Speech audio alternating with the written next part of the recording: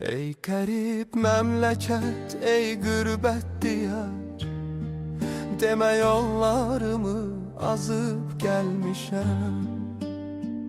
Alnına nə yazılıb Allahım bilir, mən öz dastanımı yazıb gəlmişəm.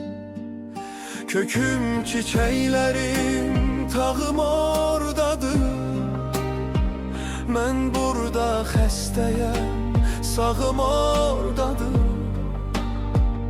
Qayalı, bulaqlı, dağım oradadır.